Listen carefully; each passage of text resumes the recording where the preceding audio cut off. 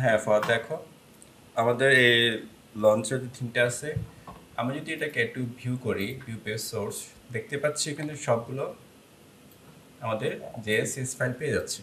এটা হচ্ছে CSS file আর এগুলো হচ্ছে কি বলতো, জাভাস্ক্রিপ্ট ফাইল। আচ্ছা, এটা থিঙ্ক করো, আমাদের তো সকল পেজে সব ধরনের লিঙ্ক লাগে না, জাভাস্ক্রিপ্ট লাগে না, সিএস লাগে না, তাই না? কিন্তু আমরা যদি এখানে ওয়ার্ডপ্রেসে কাজ করতে চাই, সবগুলো একই পেজে লোড হয়ে যায়। এতে করে কি হয়, আমাদের লোডিং টাইম বেড়ে যায়। ওয়েবসাইটে কি হয়ে যায়, লোডিং টাইমটা বেড়ে যায়। আমরা একটু চেক করতে চাই, চলো একটু দেখি। আমরা একটু চেক করে দেখি কি কি ফাইল পাচ্ছে। এই যে এতগুলা ফাইল আমরা এখানে ইনক্লুড করলাম, আমরা যত পেজ বানাবো সব পেজ অটো পেয়ে যাবে। সেখানে এই ফাইলে কাজ থাকুক আর না থাকুক পেয়ে যাবে।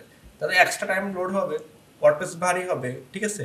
একটু সময় নিয়ে কি ওয়েবসাইটটা কি হবে, রান হবে। তো এতে করে তো এটা আমার লেজি হয়ে গেল, তাই না? এটা তো ক্লায়েন্ট চায় না।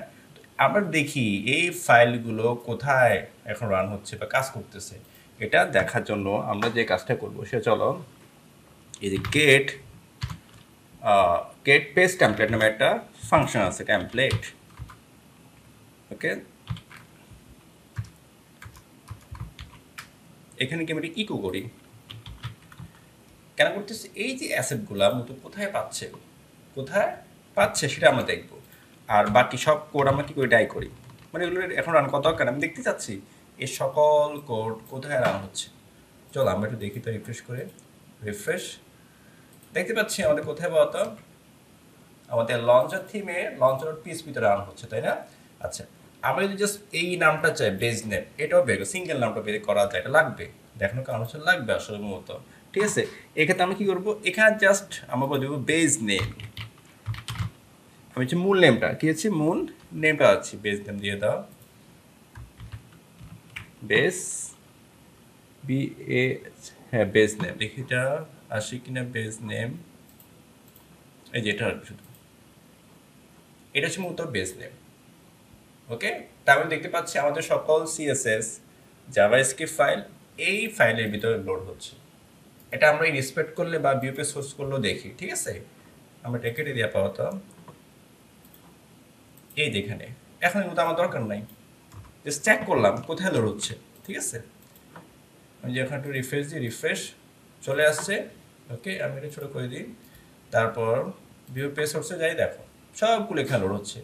কিন্তু আমি দেখছি না, সবগুলো ফাইল লোড হবে না। আমি বলবো যদি লঞ্চার পেজ হয় তাহলে লোড হবে।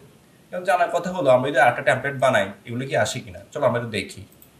এই যে আমরা একটু যাই, এখানে একটা টেমপ্লেট বানাই, চেক করে দেখি কাজ করে, ঠিক আছে? এখান থেকে আমরা ধর টেস্ট নামে, টেস্ট টিইএসটি, টেস্ট, ধরো টেস্ট টেমপ্লেট ডট পিএইচপি কি রাখলাম, ডট পিএইচপি নামে রাখলাম, এন্টার। ওকে, আমরা এখানে আমাদের কোডটা লিখবো।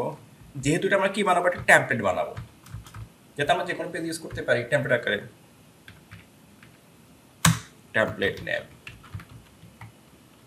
টেমপ্লেট, টেমপ্লেট নেম, ধরো এটা কি টেস্ট টেমপ্লেট, টেস্ট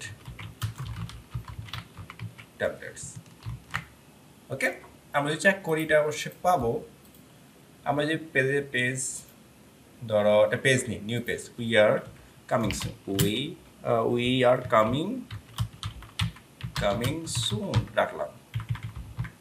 এখানে কিছু লেখা, এখানে কি আসছে দেখো, টেস্ট চলে আসছে, টেমপ্লেট পেয়ে গেছে। আমরা চেক করব এই সকল সিএসএস আর জেএস ফাইল এই টেস্টে পাচ্ছি কিনা, কোনো কিছু নেওয়া ছাড়া। আমরা এখানে একটা কাজ করি, লরেম রাখি, লরেম 55, এই লেখাটা আমরা এখানে দিয়ে দিই, এই যে এখানে দিয়ে দিলাম। এখানে কি দিলাম বলতো, টেস্ট। হ্যাঁ, আমাদের টেস্টটা পেয়ে গেছে। এবার চল আমরা মার্কআপটা লিখি। কি লিখবো, মার্কআপটা আমরা লিখি, ধরো আমাদের HTML5।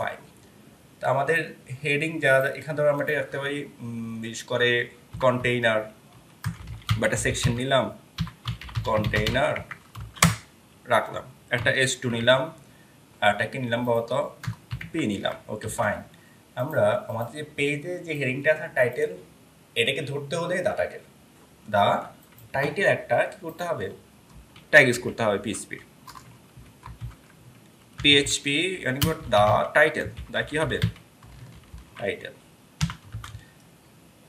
এরপর হচ্ছে প্যারাগ্রাফে ধরতে চাই আমরা সেম ভাবে the content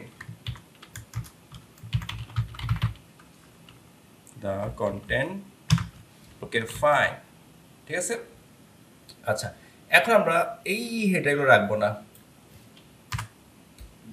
কেন গেট হেডার ঠিক আছে আমরা ফাংশনকে চাই ফাংশনের ফাইলগুলো লোড হোক তাহলে আমরা কি লিখবো বলতো গেট হেডার পিএইচপি কি হবে গেট হেডারকে রাখবো পিএইচপি গেট তাহলে আমার ফাংশন পেজটা লোড হয়ে যাবে যাবতীয় যা সিএসএস আর জিএসএস এখানেও সেম এটা রাখবো না আমরা বডি বা এচটিএমএল রাখবো না বডি থাকুক এই যে এখানে কি আছে বলতো গেট ফুটার গেট কি হবে গেট ফুটার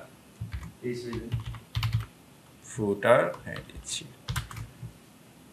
পিএইচপি তাহলে ফুটার যাবতীয় স্ক্রিপ্ট ফাইলগুলো পেয়ে যাবে আর আমরা যে ওয়ার্ডপ্রেসের ডিফল্ট বডি ক্লাসগুলো পেয়ে যাক তাহলে আমরা কি দেবো এখানে একটা এই যেটা এটা হচ্ছে কি ওয়ার্ডপ্রেসের ডিফল্ট কিছু ক্লাস পেয়ে যাবে পিএইচপি তাহলে বডি ক্লাস কি হবে বলতো এটা বডি ক্লাস নামে একটা ফাংশন আছে মেথড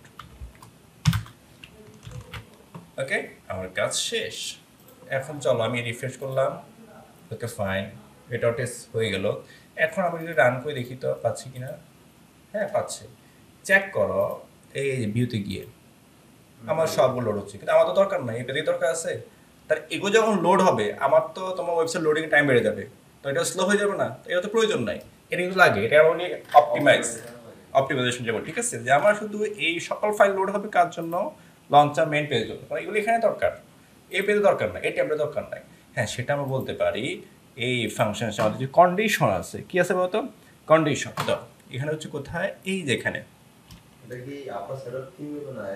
এটা হচ্ছে আমাদের স্ক্রিপ্টে আমরা তো এই ফাইলগুলো দেখা যাচ্ছে যে কোন কোন পেজ এগুলো শো করবে ইফ যদি পেজ হয় কি হয় পেজ হয় ইজ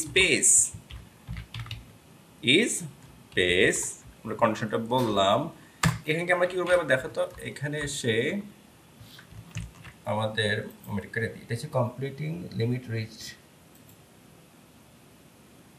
ও আচ্ছা এই জন্য দেখাচ্ছে না ঠিক আছে আচ্ছা এখানে বলো আমরা এবার আমাদের কি করবো অত এই বেস নেমটা নিব যেটা একটু বের করছিলাম বেস নেম যে কোন ফাইলে এটা কি হচ্ছে মতো লোড হচ্ছে চলো এটা আমরা নিই এটা আমরা একটা ভ্যারিয়েবলে কি করি স্টোর করি লঞ্চার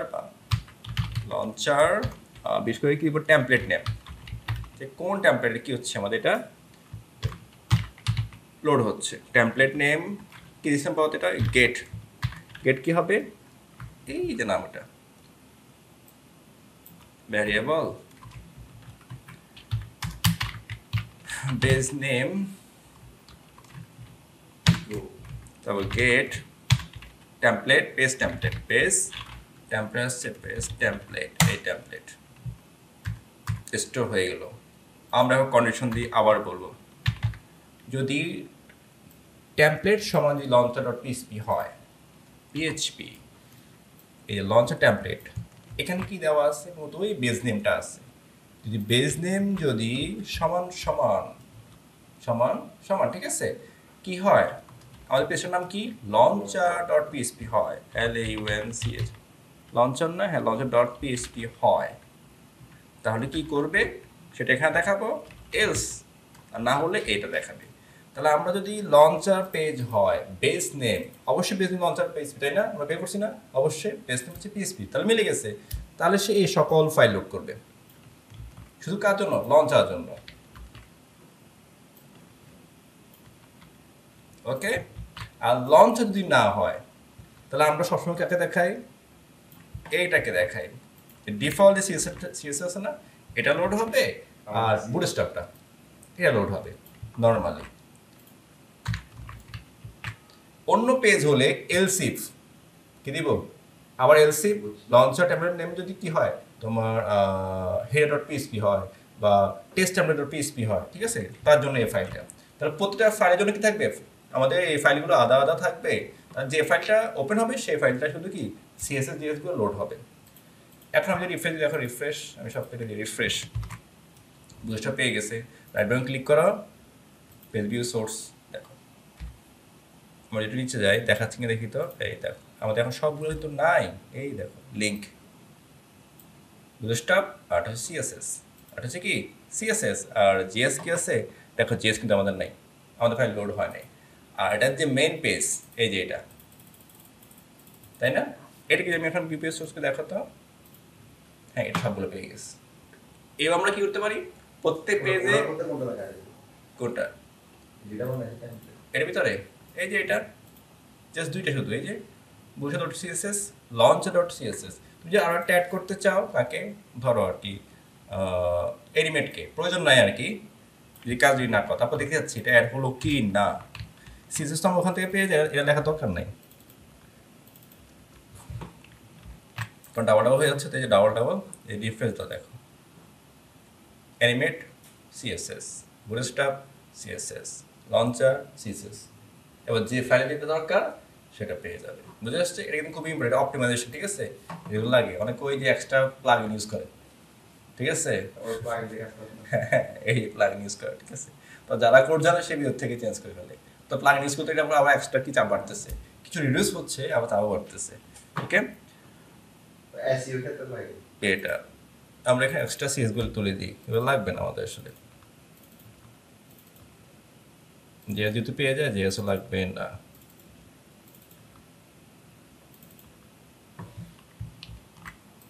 তাহলে আমরা এখানে আই হোপ এটা চলে আসছে, সিএসএস পেয়ে যাবে এখানে। আর এখান থেকে এটা রিফ্রেশ, রাইট বাটন ক্লিক করে ভিউ পেজ সোর্স, হ্যাঁ সিএস একবার পাইছে, আগে কিন্তু দুইবার করে পাইছিল, আমি সিএস কাটিয়েছি। আর জাভা